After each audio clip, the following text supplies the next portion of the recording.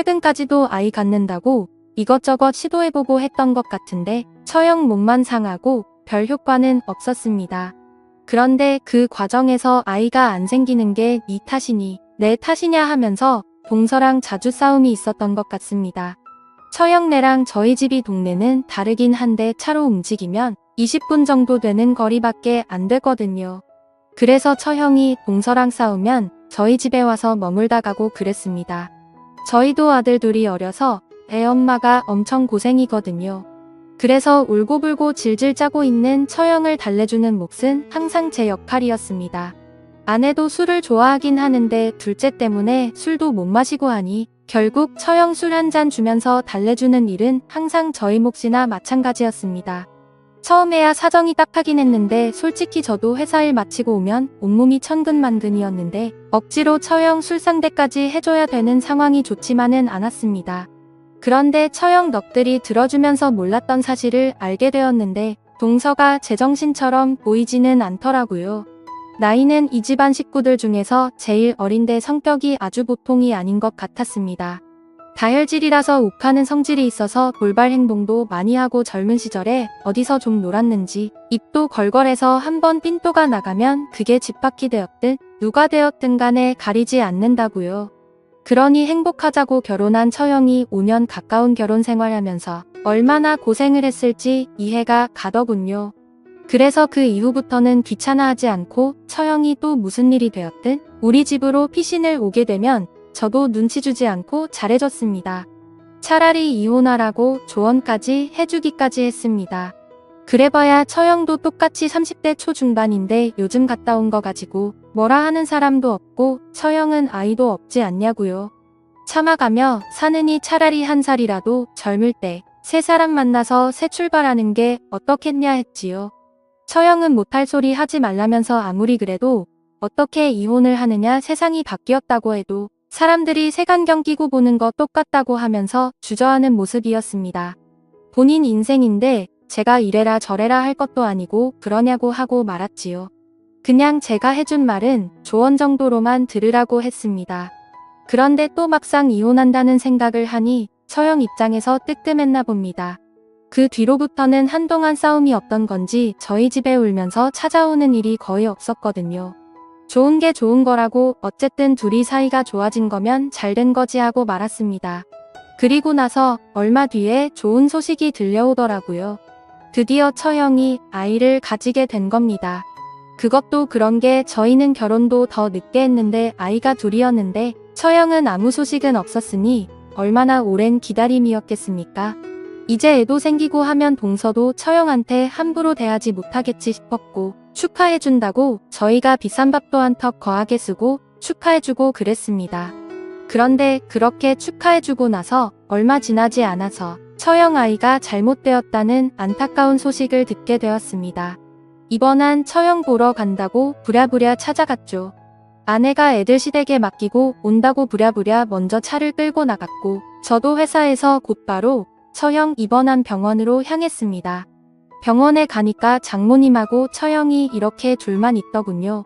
제가 도착하고 나서야 잠깐 바람 좀 쐬러 장모님이 자리를 비우셨는데 어떻게 해야 할지 모르겠어서 처형한테 무슨 말을 해야 할지 모르겠다고 옆에서 위로의 말을 건네니 처형이 갑자기 저를 와락 끌어안고는 펑펑 울기 시작했습니다. 처형이 우리 집에 와서 신세한탄하면서 자주 울기도 했는데 그날의 슬픔은 제가 가늠할 수 없을 만큼 그동안 제 앞에 흘렸던 눈물보다 더 큰 슬픔이 있었을 겁니다. 그래서 저도 처형 등을 토닥이면서 반대쪽 손으로는 머리를 쓸어내려주고 있었습니다. 그게 제가 무슨 다른 마음이 있던 건 아니고 정말 슬퍼하는 처형을 조금이나마 위로해주고 싶었기 때문입니다. 그러고 있는 나중에 동서가 병실문 벌컥 열고 들어왔습니다. 처형이 제 품에 안겨 있었긴 했지만 당황스럽지는 않았습니다. 애초에 그 상황에서 제가 처형에게 무슨 흑심을 품고 그러고 있던 게 아니었으니 말이죠. 그런데 동서는 저한테 두 사람이 지금 뭐 하는 거냐면서 난리법석을 떨더군요. 손이 동서다 보니 제가 나이가 어린데 저한테 큰 소리 치는 거 그런 거 평소에는 신경도 안 쓰고 그냥 넘어가는 편인데 아주 기세가 등등해서 저랑 처형을 아주 이상한 놈 취급을 하고 있더라고요. 저야 둘째 치더라도 지금 지 와이프가 애 떨어져서 병원에 입원한 상황인데 꼭 저딴 식으로 생각을 해야 했나 싶고 어이가 없어서 정신 좀 똑바로 차리고 살라고 한마디 해줬고 결국엔 둘이 싸움으로 번지게 되었습니다. 상황은 늦게 도착한 와이프가 장모님하고 같이 다시 병실로 들어오면서 일단락되기는 했는데 남편이라는 놈이 저래도 되나 싶을 정도로 어이가 없더군요. 아무튼 그 일이 있던 후부터 처형은 더욱더 저희 집에 자주 찾아오기 시작했습니다. 그동안은 그래도 뜸하게 찾아왔는데 이제는 틈만 나면 찾아오는 것 같더라고요. 둘이 사이도 안 좋아져서 그 뒤로 거의 집에서 말도 안 하고 그런다면서요. 거의 이틀 3일에 한 번꼴로 찾아오고 그게 나중 가니까 아예 자고 가기 시작하고 자고 갈 때는 재울 곳이 머뜩 차나서 제가 거실 소파에 이불 피고 자고 방에서 아내랑 둘이 자기 양보를 해줬거든요. 처형은 제가 자기 때문에 소파 생활을 하는 걸 보고 미안해하면서도 제부는 참 친절하다던지 자기도 제부 같은 사람을 만났어야 하는 둥 연상의 남자가 역시 좋구나 하는 둥 제 칭찬도 같이 섞어서 하기 시작했습니다. 저는 당연히 그게 저한테 미안하니까 제 기분이라도 좋으라고 하는 소리라고 생각했고 그러다가 문득 둘이 화해를 안 하는 게 혹시 그날 병원에서 제가 동서랑 대판 싸웠던 것 때문에 그러는 건 아닐지 하는 생각이 들었지요. 처형이 측은하기는 했고 언제든 우리 집에 찾아오는 거 괜찮다고 했지만 이 정도면 뭐 거의 같이 사는 거나 다름없으니 좀 그런 게 있었어요. 그리고 나 혼자 숙이고 들어가서 해결될 문제라면 충분히 그래도 되지 않겠나 하는 생각도 들었습니다. 괜히 제가 자존심 부린다고 해서 처형하고 같이 살다시피 하는 것보다 한번 화해하는 시간을 가져보는 게 좋겠다는 생각이 들어서 마침 여름 휴가가 남아있는 게 있어서 2박 3일로 짧게 온 가족이서 여행을 다녀오기로 했어요. 애들은 장모님께서 봐주시기로 했고 장모님께서도 둘 사이 좀 잘 좀 회복시켜주던가 아니면 아예 둘 다 이참에 정리를 하게 하던가 저보고 잘 좀 부탁한다고 하더군요. 거기에 마침 운 좋게 바다 근처에서 펜션 운영을 하고 있던 친구가 있어서 적당히 싼 가격에 2박 3일간 머물 기회가 생기게 되었습니다. 출발은 한 곳에서 각자 집에서 쓰는 차를 끌고 출발을 했는데 도착하고 보니 처형네가 먼저 도착을 해 있더군요. 그런데 둘이 벌써 티격태격 싸우고 있는 겁니다. 처형은 동서한테 제부 좀 본받으라고 하면서 성질을 부리고 있었습니다. 저는 그냥 천천히 운전하면서 아내랑 휴게소도 들리고 화장실도 다녀오고 하면서 천천히 움직였는데 처형네는 그런 거 상관없이 일단 직진만 해서 일찍 도착한 것 같더라고. 그 와중에 처형이 화장실이 급하기도 했는데 동서는 그런 거 상관없이 운전 오래 하기 싫다고 후다닥 도착 먼저 해버린 겁니다. 그래서 처형이 배려심이라고는 하나도 없다고 하면서 저랑 동서를 비교하면서 성질을 부리고 있었던 거고요. 저도 동서랑 오해도 풀고 두 사람 사이도 좋게 만들어주려고 온 휴가인데 시작부터 저렇게 꼬이니 저도 머리가 다 아파왔습니다. 그래서 원래는 밤바다 구경도 좀 하고 해변도 거닐고 하려고 했는데 하는 수 없이 챙겨온 고기랑 술이랑 꺼내면서 일단 분위기 전환부터 하자고 바베큐 파티부터 시작을 해버렸지요. 준비를 하는데 동서는 하나도 도와주지 않더군요. 거기까지는 상관없는데 처형이 살랑살랑 흔들면서 오더니 저한테 애교까지 부려가면서 준비하는 걸 도와주기 시작한 겁니다. 제가 혼자 다 준비할 수도 있고 아내도 있는데 처형이 일부러 동서를 도발하려고 하는 건지 저랑 친한 모습을 보여주려고 하는데 너무 부담스러웠습니다. 아니나 다를까 고기가 다 구워지고 본격적으로 술자리가 시작되는데 동서는 저 멀리서 입이 대빨 나와가지고는 같이 즐길 생각도 없어 보였네요. 제가 괜히 친한 척 맥주 한 캔 들고 옆에 앉아서 동서 기분 좀 풀어주기 시작했습니다. 그래도 제가 옆에서 노력을 하니 동서도 마음을 열었는지 제 말도 조금씩 듣고 속에 있던 이야기를 하나 둘씩 꺼내더군요. 처형이 지랑 저를 그렇게 비교를 한다면서 아직도 제 칭찬을 하는 처형의 모습에 앙금이 남아있는 모습을 보이더라고요. 어떻게 기분 좀 달래주려고 그러고 있었습니다. 아내는 처형 구슬르면서 둘이 화해하자는 식으로 같이 이야기를 끌고 가고 있는데 결국 이야기가 잘 안 됐나 봐요. 제 아내가 술을 못 마신다고 하지 않았습니까? 그런데 어떻게 분위기 좀 만들어 보겠다고 처형하고 같이 술을 마시면서 이야기를 했나 본데 결국 실패를 하고 말았던 거지요. 아내는 술이 몇 잔 들어가니 몸이 힘들어져서 결국 자러 들어가게 되었습니다. 처형도 아내랑 같이 들어가길래 같이 먼저 자러 들어가는가 싶었지요. 그리고 저는 동서랑 둘이 남아서 같이 이야기를 하고 있는데 술이 맥주만 남고 다 떨어지니 동서가 시내 나가서 같이 술 한 잔 더 하자고 하더라고요.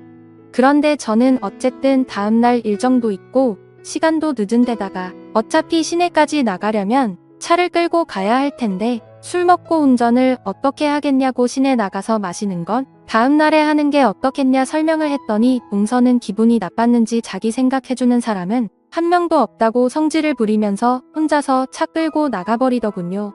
저 딴 자식이 다 있냐며 저도 치를 떨고 있었습니다. 결국 밥 먹고 술 먹은 자리 뒷정리는 저 혼자 하게 되었는데 뒷정리를 하고 있으니까 잠든 줄로만 알았던 처형이 숙소에서 밖으로 나오더라고요. 그 사람은 어디 갔냐고 물어보길래 혼자 더 마시고 싶었는지 차 끌고 나갔다고 말했습니다. 처형은 그럴 줄 알았다면서 자포자기한 표정을 짓고 있었어요. 그래도 뒷정리 도와주는 사람이 하나 있으니 생각보다 일찍 정리가 되더라고요. 조금 피곤하기도 해서 저도 이만 들어가서 자려고 하는데 처형이 자기가 잠이 잘 안 온다면서 맥주 남은 거나 같이 좀 마시자고 하더라고요. 처형과 원래 술을 자주 마시기도 했기에 별로 불편할 게 없어서 그러자고 했는데 처형이 맥주를 한 캔씩 원샷을 하는 모습이 취하려고 일부러 저러는 건가 싶은 생각이 들었습니다. 아니나 다를까 술 기운이 확 올라와 있는 처형이 어지럽다면서 잠깐 기대서 쉬고 싶다면서 제 옆으로 와서 제 어깨에 머리를 기대는 거 아니겠습니까? 아무리 술을 잘 못 마셔서 먼저 취해 잠에 들었다지만 아내가 바로 코앞에 있는 숙소에 잠들어 있는데 이 광경은 아무리 아내라도 썩 좋아할 만한 장면은 아니었습니다. 처형이 거의 몸을 베베 꼬아서 저에게 안긴 듯 안기지 않은 듯 몸을 비틀어 저한테 기대고 있었거든요. 당연히 술 마시러 나간 동서가 돌아와서 이 광경을 본다면 이번에는 오해라고 설명할 만한 모습은 아니었습니다. 그래서 부담스러워서 처형한테 너무 가깝지 않느냐고 눈치를 줬지만 처형은 이미 그런 건 상관없이 저한테는 안돼없이 자기 마음을 고백해오더군요. 전에 했던 말처럼 제부 같은 사람을 만났어야 했다. 제부는 참 다정하다 하면서 전에 자기한테 이혼하라고 하지 않았느냐고 멀쩡한 여자 이혼녀 만들었으면 그에 따른 책임을 져야 하지 않겠냐면서 제 말대로 자기가 이혼할 테니 앞으로 자기를 책임지라는 겁니다. 이혼하라고 말한 게 왜 책임을 져야 하는 거냐 물으니 자기가 이혼녀가 되었다가 다시 결혼 못하게 되면 아직 한참 된 아이인데 괜히 저 때문에 독수 공방하게 되는 거 아니겠냐고 하더군요. 그러니 제 말대로 이혼을 하겠으니 자기가 외롭고 힘들 때는 제가 언제든지 그 모자란 걸 채워줘야 한다는 겁니다. 그러면서 계속 제 쪽으로 몸을 틀어버리면서 자기 볼따구를 제 얼굴에다가 가까이 가져다 붙이려고 하더라고요. 조금 상황이 심각하다 싶었지만 잘해보려고 온 휴가인데 상황만 악화되고 얼마나 속이 상하면 저럴까 싶기도 하고 그래서 그냥 처형이 하고 싶은 대로 하게 내버려뒀습니다. 다행히 아내는 깊게 잠이 든 것인지 깨지 않았고 동서는 아예 휴가가 끝나는 날까지 들어오지 않았습니다. 알고 보니 그때 기분 나쁘다고 시내에 나가서는 그냥 그 길로 차 끌고 집으로 돌아가 버렸더군요. 처형은 이제 도저히 안 되겠다고 이혼하겠다고 하는데 솔직히 그때부터는 저도 걱정이 되기 시작했습니다. 이미 처형은 그날 저에게 해소하고 싶었던 걸 모두 해소한 상황이었고 저한테 자기가 이혼하면 마치 제가 처형을 책임져야 한다는 듯이 말했던 게 문득 생각이 난 겁니다. 여태까지 이혼 생각이 없다던 처형이 왜 하필 저랑 그런 일이 있고 하루도 지나지 않아 마음을 바꾼 걸까요? 안 봐도 무슨 상황인지 뻔히 짐작이 되더군요. 이러다가 정말 저는 처형이 필요할 때마다 따라 나가서 풀어주는 놀이개가 되게 생겨버린 겁니다. 그래서 그때부터는 이혼도 생각해보라고 먼저 말하던 제가 처형한테 그래도 이혼까지 할 게 뭐 있느냐고 말리기 시작했습니다. 그런데 이번에는 아내랑 장모님이 나서서 처형 편을 들더군요. 더 같이 살아봐서 뭐 하겠냐며 이젠 끝이라고 하면서 오히려 처형한테 힘을 실어주기 시작한 겁니다. 그렇게 결국 처형은 이혼을 하게 되었고 그 이후부터가 아주 가관입니다. 제 퇴근 시간 맞춰서 처형이 저희 회사 앞에서 저를 기다리고 있더군요. 자신의 동생 즉 그러니까 제 아내한테 전화해서 야근이 있다고 하던 무슨 이유를 대던지 하라면서 오늘 저녁에는 집에 들어가지 말라며 자기랑 같이 시간을 보내자는 겁니다. 처형한테 이건 아니지 않냐고 몇 번은 설득을 해봤지만 도무지 말이 통하지 않더군요. 그래서 같이 좀 시간을 보내자던 처형을 뿌리치고 저는 그냥 집으로 들어갔습니다. 그런데 집에 돌아오니 아내가 말도 안 되는 소리를 하는 겁니다. 어떻게 자기 언니의 부탁을 거절할 수가 있냐고 하면서 말이죠. 처형이 이혼을 하더니 제정신인가 싶었습니다. 저희 회사까지 찾아와 같이 시간 보내자고 부탁한 걸 거절한 이야기를 다른 사람도 아니고 제 아내한테까지 했으니 말이지요. 그런데 아내의 이어진 반응을 보니 아내도 제정신인가 싶더군요. 아내는 당장에 다시 처형한테 돌아가서 처형이 하고 싶은 대로 하게 두라는 겁니다. 심지어 그날 휴가지에서 밖에서 제가 처형과 뭘 하고 있었는지 아내는 그 장면을 전부 다 지켜봤다고 하더군요. 심지어 동서도 그날 돌아오는 길에 처형과 제가 그러고 있는 걸 보고 이혼을 결심했다고 하는 겁니다. 결과적으로 처형이 원해서 한 것도 있지만 그날 저랑 있었던 일 때문에 동서가 이혼을 결심한 것이라 하더군요. 언니 인생을 그렇게 만들어 놓고 도망치는 건 사람이 할 짓이 아니라면서 저보고 처형을 끝까지 책임을 지라는 겁니다. 아내한테 그건 분명히 오해라고 설명하고 아무리 오해가 있다고 해도 남편을 지 언니한테 양보하는 동생이 어디 있냐고 저도 따져 물었습니다만 아내는 그런 건 중요하지 않다고 하더라고요. 가장 중요한 건지 언니가 행복하게 살아야 한다고 하는 겁니다. 언니도 제정신을 차리면 더 이상 저한테 그러지 않을 거라면서 당분간만 언니 힘들지 않게 도와주라고 하는 겁니다. 그러면서 하는 말이 둘째 태어난 지 얼마 되지 않아서 아내도 몸이 힘들고 솔직히 저랑 생각도 없다고 그동안 저한테도 처형이 같이 있으면 서로 좋은 거 아니겠냐고 하더라고요. 자기도 좋고 지 언니도 좋고 저도 좋고 전부 다 좋은 것만 있는데 아쉬운 게 뭐가 있느냐고요. 저는 아직도 그게 무슨 말도 안 되는 소리냐면서 거절하고 있기는 하지만 이제는 저도 뭐가 뭔지 모르겠습니다. 그냥 아내가 말하는 대로 좋은 게 좋은 거다 생각하고 처형이 원하는 대로 하게 해줘야 할지 아니면 이 거지 같은 상황에서 빨리 발을 빼야 하는 건지 말이지요. 정말 생각지도 못한 상황 때문에 요즘 여러모로 너무 지치고 힘이 드네요. 모두 상처받지 않고 잘 해결할 수 있는 방법이 아예 없는 걸까요? 심란한 가운데 최대한 좋은 조언 많이 해주시면 참 감사하겠습니다.